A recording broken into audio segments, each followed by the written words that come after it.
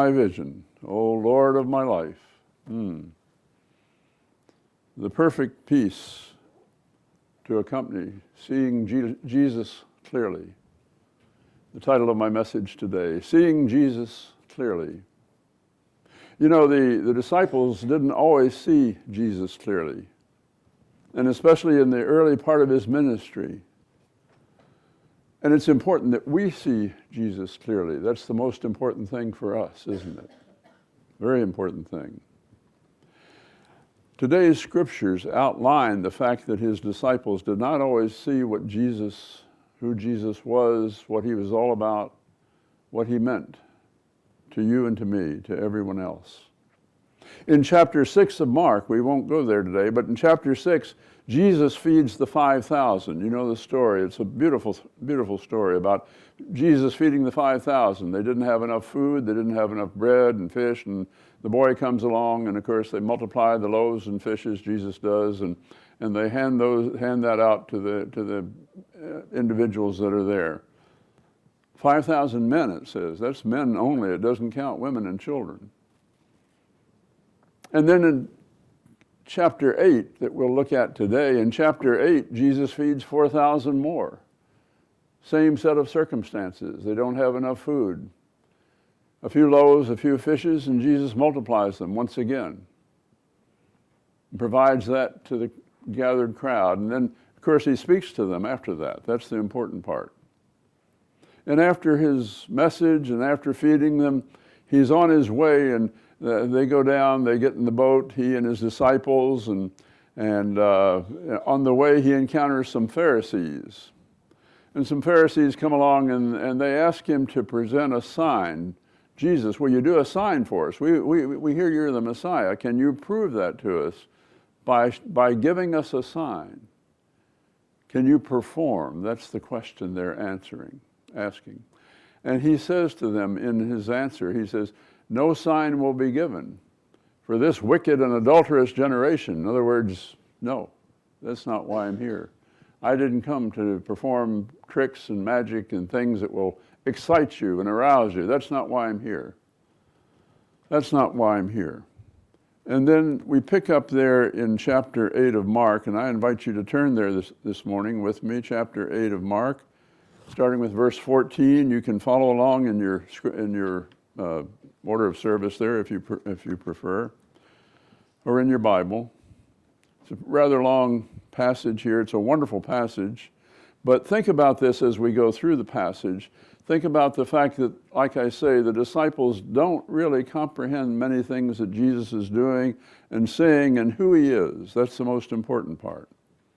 Starting with verse 14, it says this. It says, the disciples had forgotten to bring bread. Now imagine, I'm going to pause there just for a minute. Imagine this, he had just fed the 4,000.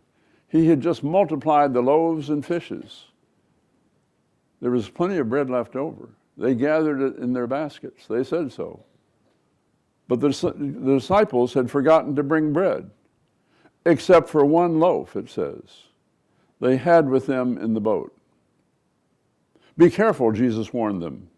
Watch out for the yeast of the Pharisees and that of Herod. They discussed this with one another and said, it is because we have no bread. Aware of their discussions, Jesus asked them, why are you talking about having no bread? Do you still not see or understand? Are your hearts hardened? Do you have eyes but fail to see, and ears but fail to hear? And don't you remember when I broke the 5 loaves for the 5,000, how many basketfuls of pieces did you pick up? 12, they replied. And when I broke the 7 loaves for the 4,000, how many baskets of pieces did you pick up? They answered, 7. He said to them, do you still not understand? They came to Bethsaida, and some people brought a blind man and begged Jesus to touch him. He took the blind man by the hand and led him outside the village. When he had spit on the man's eyes and put his hands on him Jesus asked, "Do you see anything?" He looked up and said, "I see people. They look like trees walking around." Once more, Jesus put his hands on the man's eyes. Then his eyes were opened, his sight was restored, and he saw everything clearly. Jesus sent him home, saying, "Don't go into the village." Jesus and his disciples went on to the villages around Caesarea Philippi. On the way, he asked them, "Who do people say I am?" They replied, "Some say John the Baptist, others say Elijah, and still others one of the prophets." "But what about you?" he asked. "Who do you say I am?" Peter answered, "You are the Christ."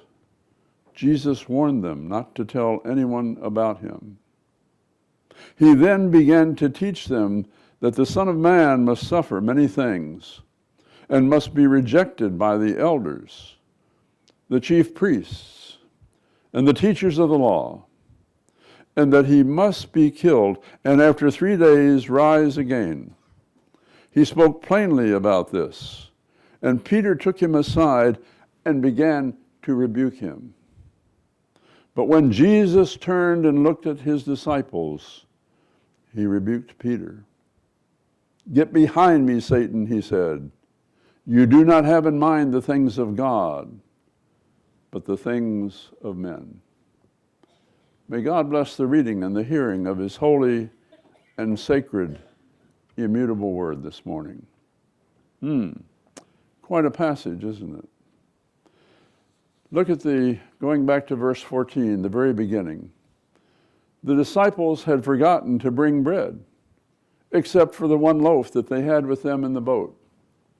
As I said, the fact that they had just been feeding, Jesus had just fed 4,000 men, plus women and children, we don't know how many total, probably a total of around 10,000 altogether, it doesn't matter. He had multiplied the loaves and the fishes, there was plenty of bread, and they had forgotten to bring any bread with them, except for one loaf. And look what goes on from that point on. He says, Jesus warns them, he says, "Watch out for the yeast of the Pharisees and for that of Herod." He's not talking about bread here. He's not talking about feeding the 4,000 or the 5,000. He's talking about evil. He's talking about the fact that Herod is evil. The fact that the Pharisees are exclusive in their belief and in their doctrine. He's saying, watch out for that evil, that insidious evil that they have and that they proffer. That's the wrong thing, in other words. Don't get involved in that. Don't get caught up in that. That's not a good thing to do. Herod had a terribly irreligious nature, no religion whatsoever. The Pharisees were hypocrites. Jesus had said that over and over. Hypocrites of religion. Sensuality and corruption prevailed all throughout Israel at that time. And Herod was the head of that, was in charge of that. That's what Jesus is talking about. Watch out for the yeast. Yeast is symbolic. That word yeast is symbolic. Jesus uses it a number of times in the scripture. Watch out for the yeast, the leavening, he calls it in some places, the rising of the bread, and so many words, of the Pharisees and that of Herod.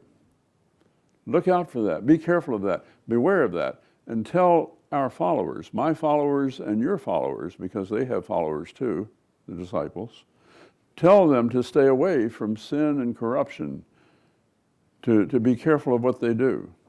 But look at verse 16 that follows that. It says, they, meaning the disciples, they discussed this with one another and said, "It is because we have no bread." That's why they think that he's talking about yeast.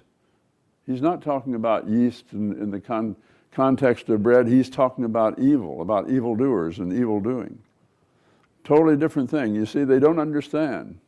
That's the title of my message. That's why I titled it, seeing Jesus clearly. They don't see him clearly yet. Now, we don't know, this is one of the hard parts about the scriptures. We never know the chronological order that this occurs in. How long into Jesus' ministry was this? I have a sense it was not terribly long. I would say probably a year, somewhere around that time frame, because he had been going about healing and teaching and preaching. He had done the 5,000, fed the 5,000. He had fed the 4,000. So Jesus had been with the disciples for some time now. But they're still learning. They're learning about him. And they're learning about what he expects them to do. That's all part of this.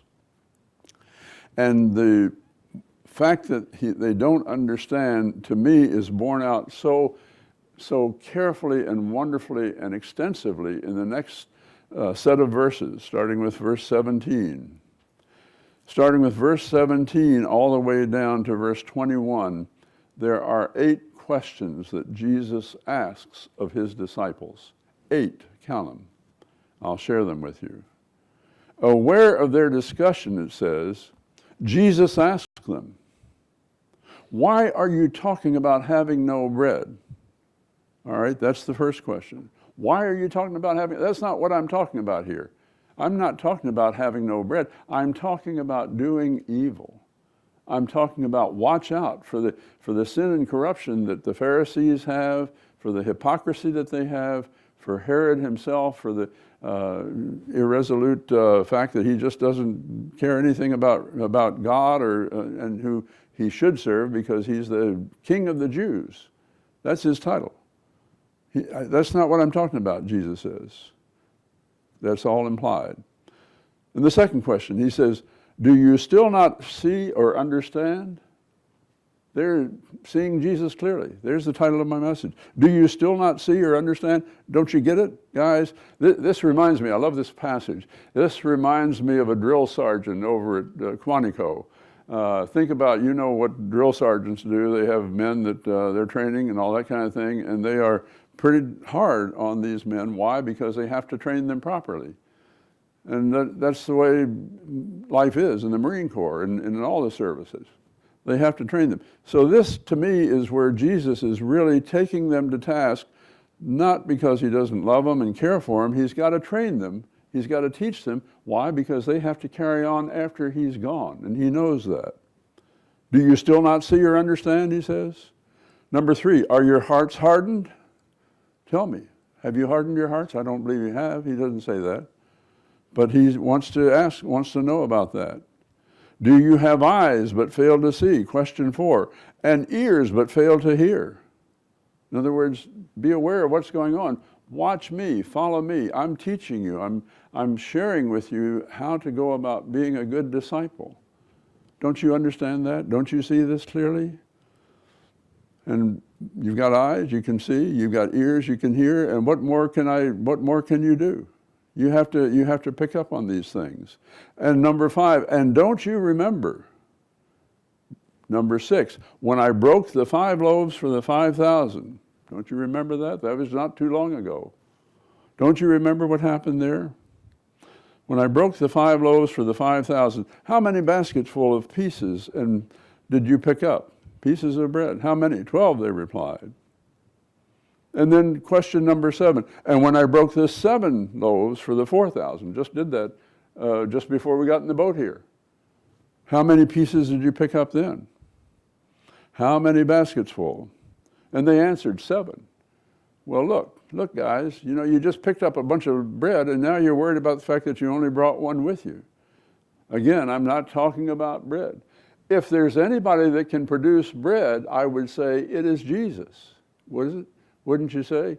Jesus can multiply bread till it comes out everywhere. He knows how to do that.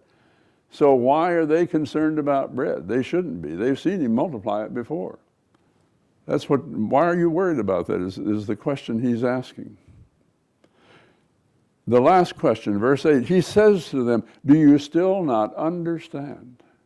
Can't you hear? This has got to be a very tense time with all the disciples there. Do you still not hear or understand? Don't you get what I'm trying to tell you guys?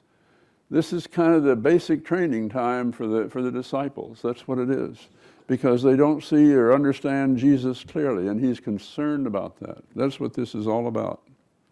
And so then we come to the next set of verses, which is even more perplexing and more revealing about the fact that they don't understand who Jesus is. And this is about the healing of the blind man at Bethsaida.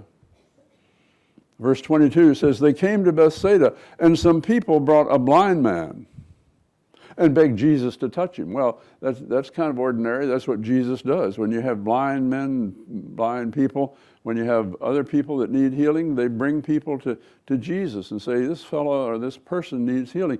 Can you help him?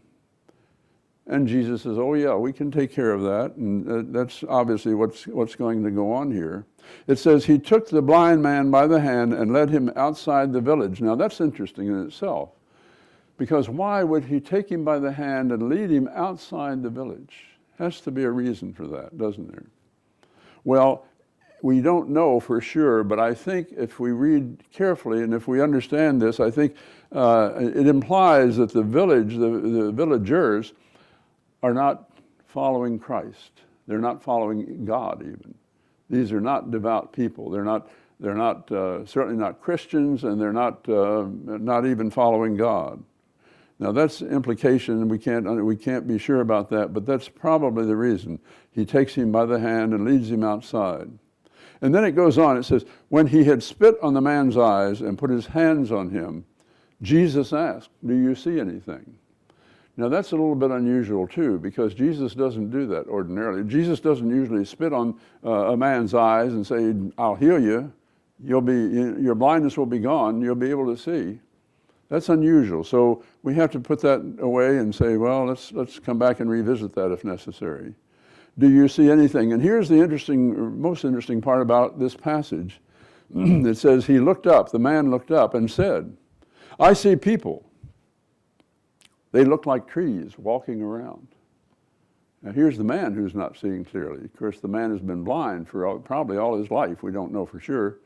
It could have been a long, long time. We don't know his age, but we can assume that he's probably up in years. And he says, I see people. They look like trees. Now, what's so unusual about that? Here's what's so unique about that. When Jesus touches someone, when Jesus does anything to heal someone, it's usually instantaneous, isn't it? It doesn't take a while. Jesus heals immediately, ordinarily.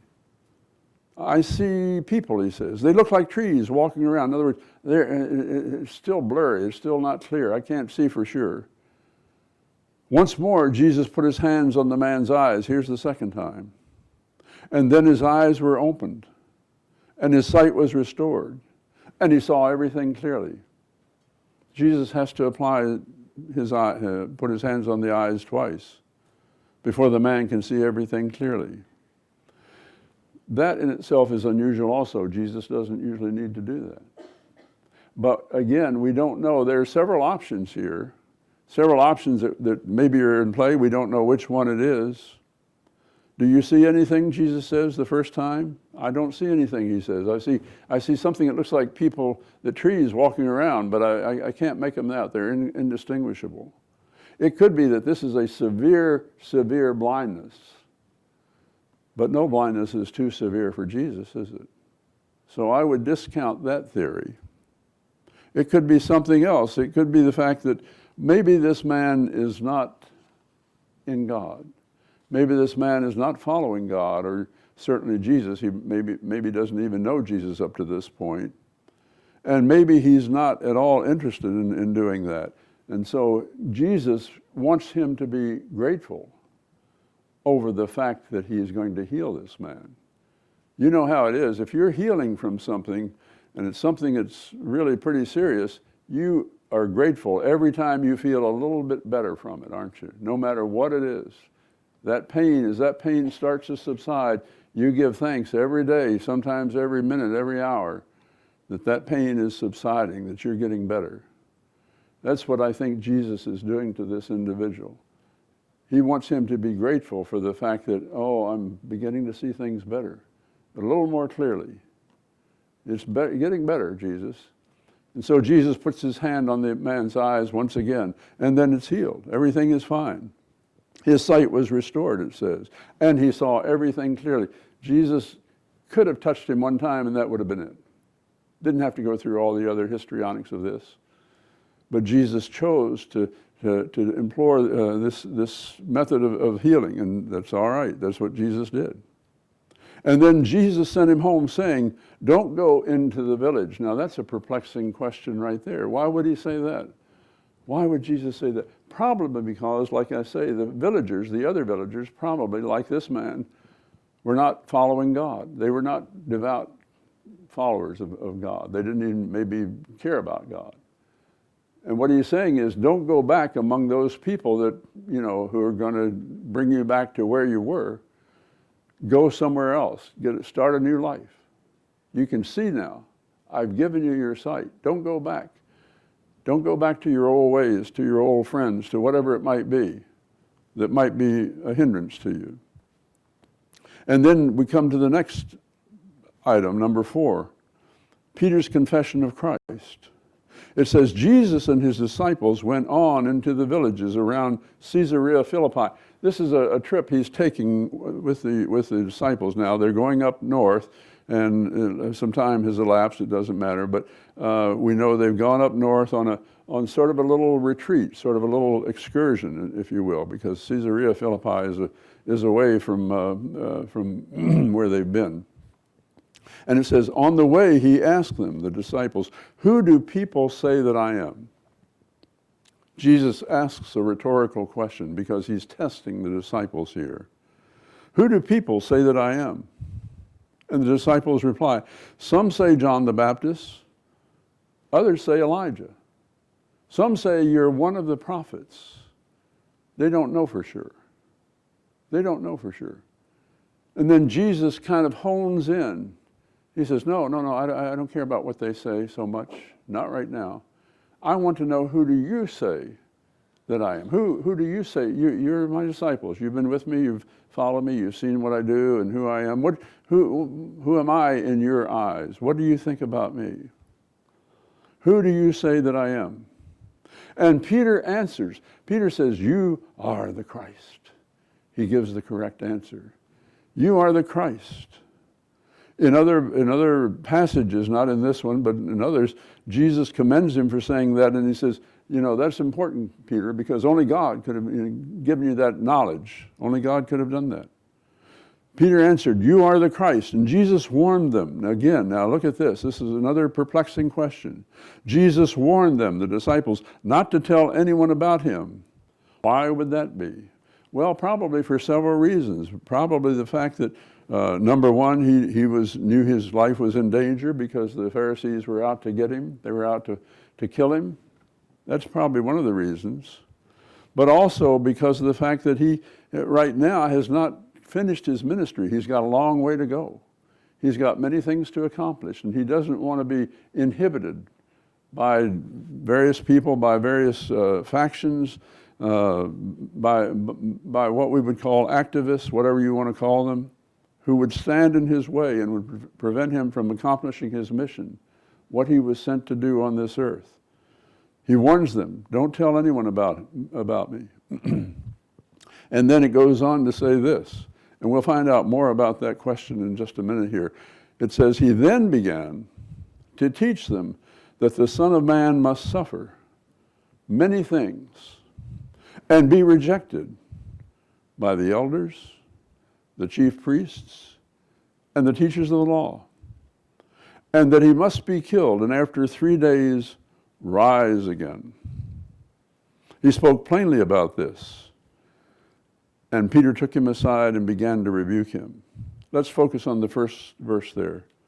He then began to teach that the Son of Man, he must suffer many things, and that he would be rejected by the elders, the teachers of the law, and everyone, virtually, and that he must be killed. You see, up to this point, Jesus hasn't revealed that. He hasn't revealed that. That's partly why he says, don't go around talking about me. Don't go telling people that I'm around. If they come to me, fine, I'll take care of them, I'll treat them, I'll heal them, I'll preach to them, whatever it might be. But don't go spreading the news right now, because I have a mission here. I'm going to suffer and die. And this is perplexing news to them. This is bothersome news. You can understand that. Here they are. They're fairly new at following Jesus. They don't really understand everything about him, obviously, because we've just read about that and the fact they don't see him clearly. And now he's saying, be careful about who you bring in to come near to me. Why? Because I'm going to suffer.